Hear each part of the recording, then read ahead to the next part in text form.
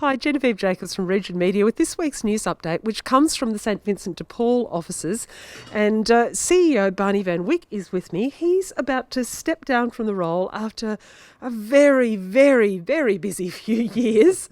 And we're here to take the temperature about those 5 years. Barnie, talk to us about how challenging they've been. We've had the pandemic, we've had the bushfires. It's been action-packed and it's created an enormous amount of need, hasn't it? It sure has, Genevieve. You know, one of the things that will always remain with me is the absolute resilience and the passion of the Canberra community. You know, specifically if I think about the bushfires, you know, of course there were many communities who said that can we make a contribution and how can we help? But what I always will remember is the fact that we had so many volunteers all stepping up and said, well, we'll go down, we will help.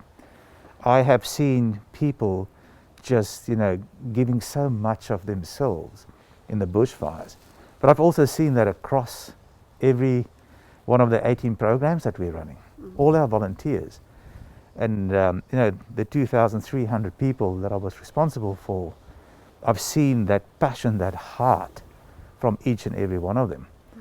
And it's been trying at times. You know, it's specifically last year with the pandemic and COVID, you know, I think the uncertainty was really a big issue for so many people. And still, you know, we got through it. We worked through it. And I have faith in this community. I believe in Canberra. I believe in the people. I believe in the government. I believe in the sector. I believe in the people that's providing us with the financial support. Just think about the CEO sleep out. Amazing support, isn't it? Yeah. And even through difficult times. And we've had some real tributes to you, the likes of Stephen Byron, the airport CEO, Neville Tompkins, who's the New South Wales Scouts Commissioner, have all pointed out that you have really worked incredibly hard with Vinnies over these last 5 years. The numbers that you mentioned then, 18 different programs, 2,300 people who are involved in all of this. The scale and scope of that is just extraordinary. What's changed during those 5 years? What's grown and developed for Vinnies? I think what has grown for us exponentially is the advocacy that we're doing for people that's in need. And I think that it is not just from Vinnies' perspective, but across the sector, we're being heard. I see that through the various you know, programs that's being introduced by government. I've seen that through the number of donors and philanthropists that's stepping up and saying that we need to help and make a difference. I always remain saying that the only way that we can do this is by creating a safety net. That safety net is only possible if government, sector, community, donors, philanthropists, all of us work together. But Barnie, there's still great need in the community. What would you highlight as the areas that we really need to focus on?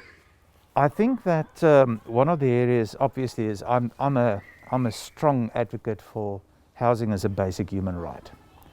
The moment that we do that, there are a whole number of other things that will fall in place, and a number of focus areas that will step up. Now, so housing is a big issue. We know that Canberra, from an affordability perspective, is a big problem, and to help with that. Now, you know, I applaud the government for the initiatives that they've taken over the past year, and that's going forward in the next 4 years. But I'm afraid that's not enough. I think that we will have to step up significantly. I'm particularly concerned from an environmental perspective. If you think about the harsh winters and summers that we have in Canberra, and specifically the accommodation, the lack of housing that you have. And I think that the fallout of COVID is something that we underestimate, Genevieve. We're going to see a significant impact from a mental health perspective, and the flow-on effect, I think, is going to be something that we're going to struggle to cope with. So plenty of challenges ahead. We were just lining up with this interview. We had a lovely moment when one of your staff members pulled out of the car park and called out a window, "Gonna miss you, Barnie."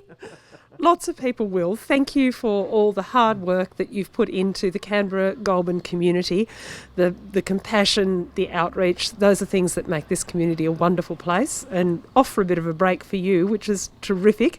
And it's been wonderful working with you, Barney. Thank you for your time. Thank you, Genevieve, and from my part for yourselves and the government and the sector and everyone that has made a contribution. I'm grateful for the opportunity that I had to grow and also the opportunity that I had to serve, because that's what it's about. How great is it that you can serve? Absolutely, absolutely. That is what it's all about. Also making news on the Riot Act this week. We're talking about the ACT budget. We've got all the ins and outs of that. There's a lot of infrastructure investment, but also your rates are going up, and check and find out how they're going to be affected in your suburb. We've talked about the new kitchen waste and green waste trial in Belco, which has caused a fair bit of controversy actually. A lot of conversation in the comments about that one.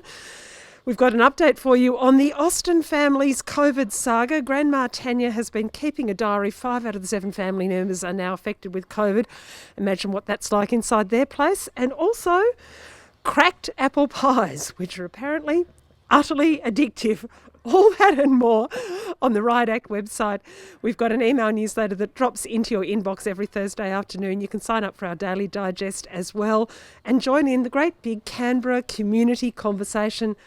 Barney, go well. Thank you so much. Thank you, Genevieve. I'm Genevieve Jacobs. This is Region Media.